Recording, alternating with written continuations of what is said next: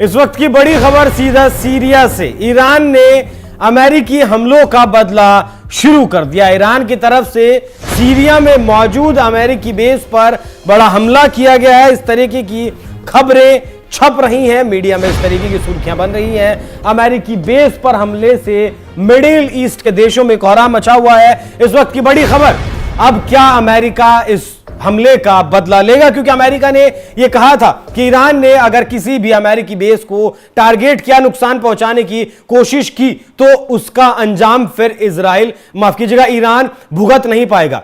Iran के 3 nuclear ठिकानों पर 21-22 जून के दरमियानी रात को B-2 बॉम्बर से जो हमला किया गया, उसके बाद ऐसा कहा जा रहा था कि ईरान भी अब बदला लेगा। लेकिन ईरान ने 30 बैलिस्टिक मिसाइलें इजराइल के ऊपर दागी थी। अमेरिका के किसी भी सैन्य ठिकाने को टारगेट नहीं किया था। लेकिन अब सीरिया में मौजूद अमेरिकी बेस पर हमला करना किस तरफ इस युद्ध को लेकर जाता है, उसी विषय पर चर्चा करेंगे। चर्चा में मेरे साथ मौजूद हैं हमारे वरिष्ठ सहयोगी पंकज प्रसून। सर, बहुत बहुत स्वागत आपका। सर, क्या जिस बात का डर था वो काम ईरान ने कर दिया है? देखिए, जहां पे ये हमला हुआ है ना अभिषेक, ये इलाका है कौसरक एरिया कहा जा रहा है और लोकेटेड इन अल मलिकिया जिला है। और ये प्रोविंस का नाम है हसाक, कुछ इस तरह है, अल हसाक। ये जो मैं लोकेशन देख रहा था तो ये है नॉर्थ ईस्ट सीरिया में। वहां पे हालांकि वो ईरान के बॉर्डर से नजदीक है, बीच में सिर्फ टर्की पड़ता है, तो तुर्की का बॉर्डर है उसके बाद ये। लेकिन जिस तरह का अटैक है उस तरह का, मैं दिल पे हाथ रख के बोल रहा हूं कि मुझे ईरान का अटैक नहीं लग रहा।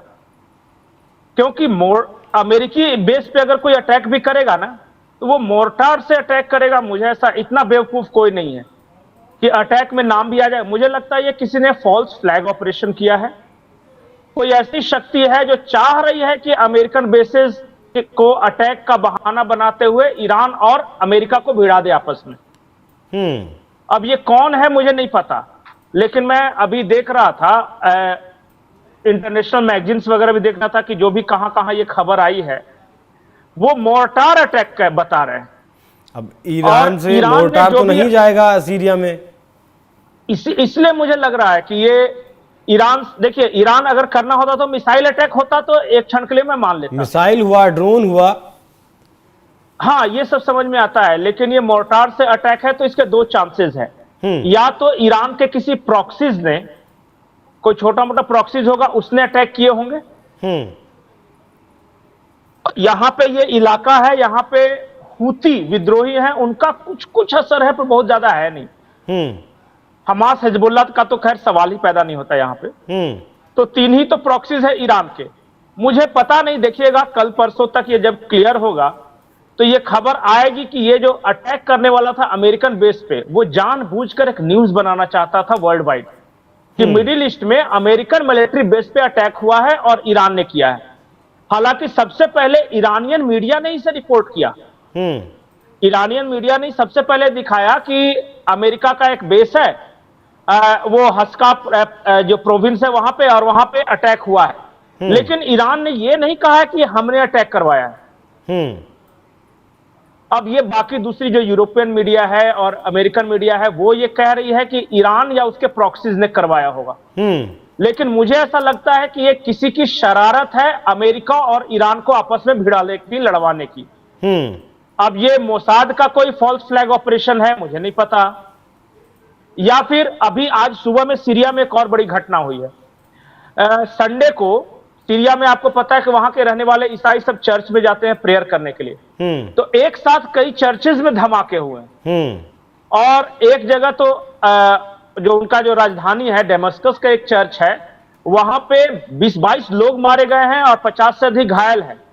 तो संडे को सीरिया में ही बहुत सारे चर्चेज में अटैक होना, फिदाइन हमला होना। और अटैक में इसलिए बोल रहा हूं कि चर्चेज पे अटैक इसलिए महत्वपूर्ण है क्योंकि चर्च का मतलब क्या हुआ, ईसाई लोगों पे अटैक है, यही है ना। तो एक तो ईसाई लोगों पर अटैक करके अमेरिका को भड़काना, यूरोप को भड़काना, और दूसरा अमेरिकन बेस पे अटैक करके भड़काना। देखिए आजकल के युद्ध में बहुत अलग तरीके से लड़ा जाता है। किसी की इच्छा होगी कि अमेरिका डायरेक्ट अटैक करे अब ईरान पे, छोटा मोटा एक B2 बॉम्बर से काम नहीं चलेगा। और वो तभी हो सकता था जब अमेरिका के किसी इंटरेस्ट पे अटैक हो।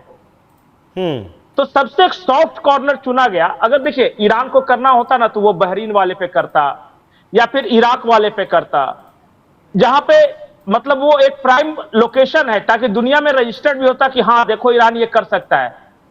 ये वाला थोड़ा सा नॉर्थ ईस्ट सीरिया में, और वो भी मोर्टार अटैक, जो भी रणनीतिक जानकार होंगे वो ये बता सकते हैं वो, लेकिन मेरी जहां तक जानकारी है ये या तो प्रॉक्सीज कोई करेंगे, ईरान डायरेक्ट ऐसा अटैक नहीं करेगा। ठीक है सर, आप अगले सवाल की तरफ अगर बढ़े, मिडिल ईस्ट पर अगर ये हमला प्रॉक्सी ने किया है कि ईरान को भड़काने के लिए किया, जैसे भी किया है, लेकिन हमला हुआ है, अगर बस इस बात को लेकर चले हमला हुआ है, तब मिडिल ईस्ट के देशों पर इसका क्या फर्क पड़ेगा? क्योंकि बहुत सारे देश ऐसे हैं इनडायरेक्टली जिनकी सुरक्षा की जिम्मेदारी अमेरिका के हाथ में है।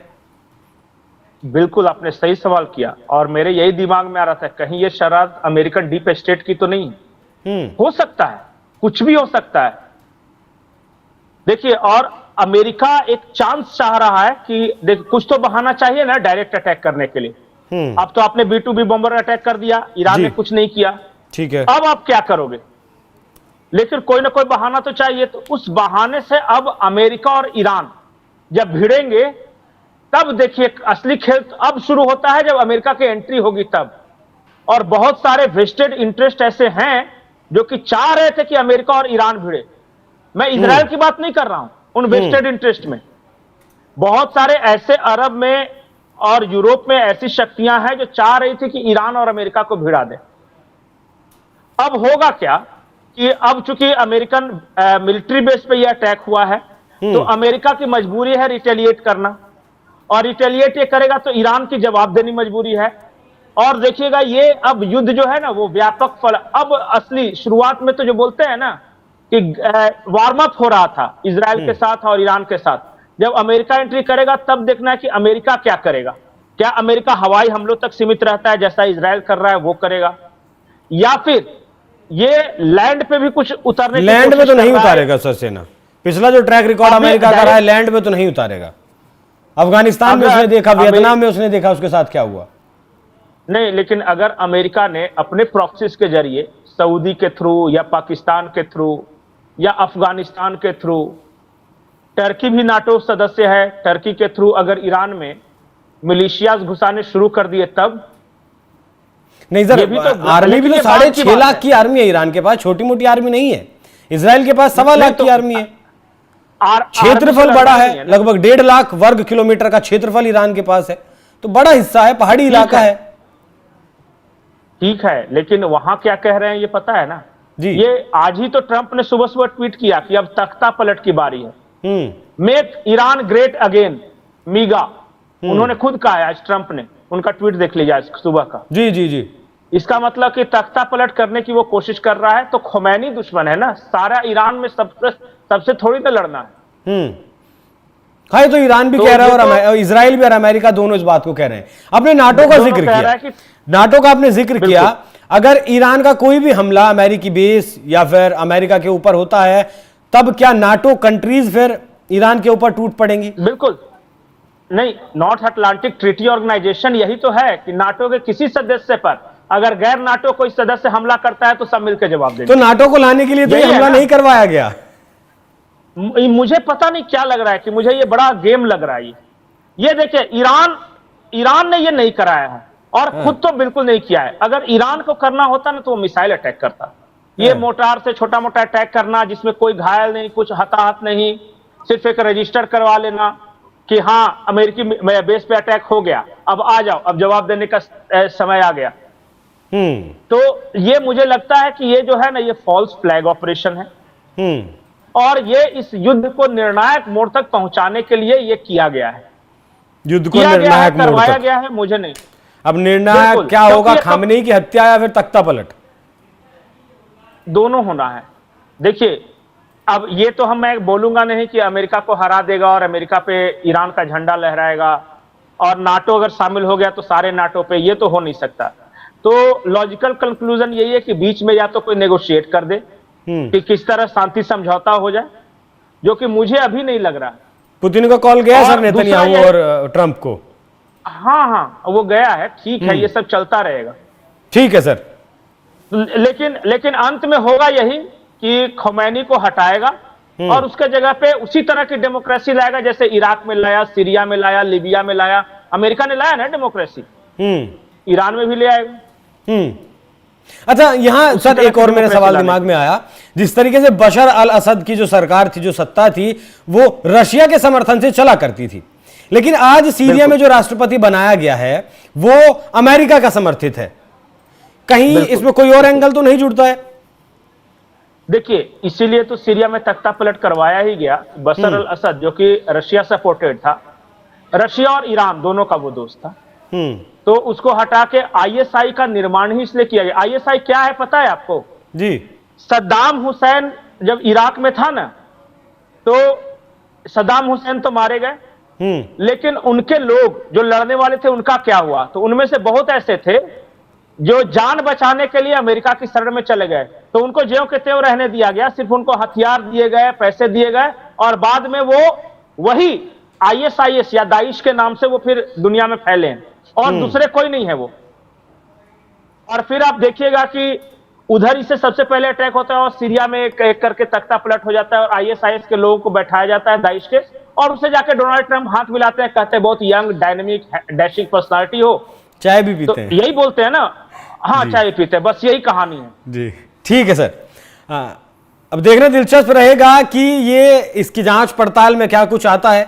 सीरिया के अमेरिकी बेस पर किसने हमला किया है? क्या वाकई में ईरान ने हमला किया या फिर किसी की ये भड़काने वाली साजिश है? और क्या कोई चाहता है कि नाटो की एंट्री इस लड़ाई में हो? और मतलब जो सालों का या फिर दिनों का काम है, नाटो कंट्रीज मिलकर कुछ चंद घंटों में उस काम को कर दें, मतलब ईरान को तबाह कर दें, बर्बाद कर दें। क्या कोई वाकई में ऐसा चाहता है? बाकी जो भी कुछ डेवलपमेंट इस खबर में होगा वो आप तक हम जरूर पहुंचाएंगे। पंकज जी, बहुत बहुत शुक्रिया आपका। बाकी आप इस विषय पर क्या राय रखते हैं कमेंट कर जरूर बताइएगा। नमस्कार।